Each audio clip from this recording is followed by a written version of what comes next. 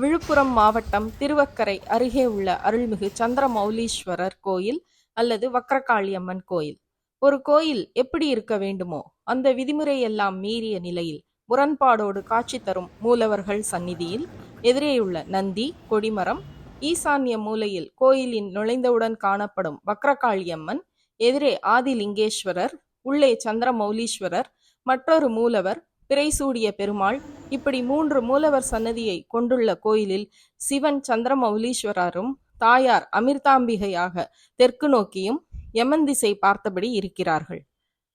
ஸ்ரீ வரதராஜ பெருமாள் மேற்கு நோக்கியும் காட்சி தருகிறார். அதுவும் ஏவும் நிலையில் சக்கராயுதத்தை வைத்தபடி இருக்கிறார்.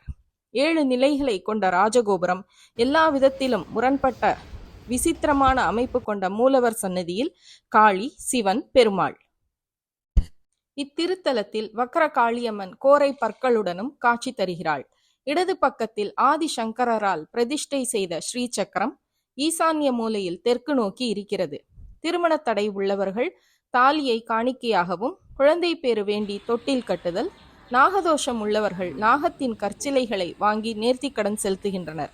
சித்ரா பௌர்ணமி தினத்தன்று லட்சக்கணக்கான பக்தர்கள் வருகை தருவார்கள். அமாவாசை, பௌர்ணமி இரவு 12 மணிக்கு பூஜை நடைபெறும். கோயில் உள்ளே நுழைந்தவுடன் வக்ரகாளியம்மன் காட்சி தருகிறாள்.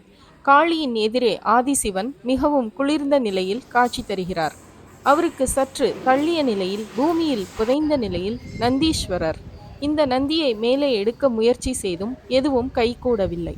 பூமியில் புதையும் நந்திக்கு பெண்கள் மஞ்சள் பூசி வழிபட்டால் திருமணத்தடை, புத்திர பாக்கியம் கிடைக்கும் என்பது நம்பிக்கை.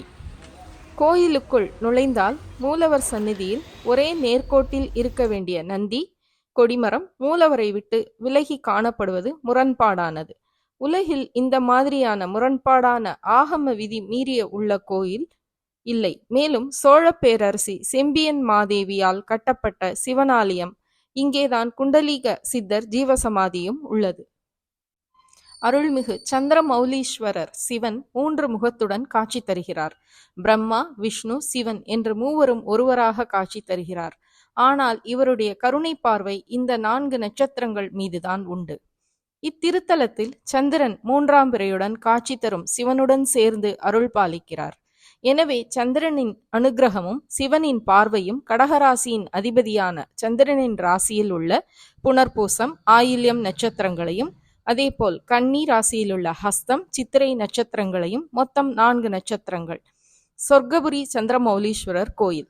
4 நட்சத்திரக்காரர்கள் சந்திரமௌலீஸ்வரரை வணங்கினால் பொருட்செல்வம் மட்டுமின்றி மக்கள் செல்வம், உறவினர்களிடம் மரியாதை, தொழிலில் லாபம் உள்ளிட்டவை அனைத்தும் தேடி வரும். புனர்பூசம், ஆயில்யம், ஹஸ்தம், சித்திரை நட்சத்திரங்களுக்கு கோயில் உள்ள துர்க்கை மாங்கல்ய பலத்தை தருகிறாள். வக்ரகாளியை 4 நட்சத்திரக்காரர்கள் வலது பக்கம் 5 முறையும் இடது பக்கம் 4 முறையும் வலம் வந்தால் அரசு பதவி, திருஷ்டி, ஏவல், பில்லி, சூனியம் விலகும். இப்படி சிவன், துர்க்கை, காளியின் ஆசீர்வாதம் இந்த 4 நட்சத்திரங்களுக்கு மட்டுமே கிடைக்கும் என்பது ஐதீகம். இத்தலத்தில்தான் தல விருட்சம் வில்வ மரத்தில் 11 இலைகள் கொண்டவை என்பது ஆச்சரியமான விஷயம். எனவே 4 நட்சத்திரங்கள் சிவனுக்கு வில்வமாலை சூடுவது மிக மிக நல்லது.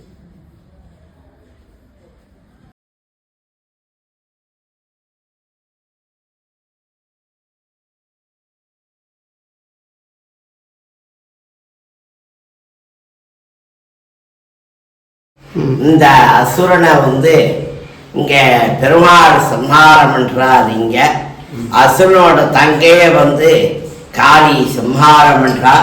இங்க சம்ஹாரம் பண்ணும் போத எல்லா பெருமாளுக்கு சக்கரம் நேரா இருக்கணும். இங்க பிரயோக சக்கரம் அசுரனை வதம் பண்ணிட்டு மேற்க பார்க்கிற பெருமாள் இங்க அவரோட தங்கையை காளி சம்ஹாரம் பண்றா. இங்க பௌர்ணமி ஒரு நாள் விசேஷம். இந்த கோவில எப்பேற்பட்ட சகல தோஷத்துக்கு இந்த ஸ்தலத்துக்கு பெருமாளும் காளியும் இந்த சிவனும் இங்க கோவில விசேஷமான இடம். இங்க எல்லா சுவாமிக்கு சிவனுக்கு லிங்க வடிவா இருக்கும். முகத்தோட இருக்கிறவரை இங்கே 3 முகம், பிரம்மா, விஷ்ணு, சிவன். இங்கே காளிக்கு பார்த்தீங்கன்னா வலது காலில் ஒரு குழந்தை இருக்கும். அரைக்கோட குழந்தைய எடுத்து கொண்டலமா மாட்டிக்கிட்டு அரைக்கையை சம்ஹாரம் பண்றா காளி. ஆமா, இங்க அசுரனை வந்து இவர் சம்ஹாரம் பண்றாரு. இங்க மேற்கு பார்க்கிற பெருமாள், இங்க மேற்கு பார்க்கிற பெருமாள் வந்து விசேஷமான பெருமாள். இங்க எப்பேற்பட்ட சகல தோஷத்துக்கு இந்த ஸ்தலத்துல பெருமாளை சேவிக்க இருக்குது. வந்து போனோம்னா நல்லது நிவர்த்தி ஆயிடும். இது ஒரு பரிகார ஸ்தலம்.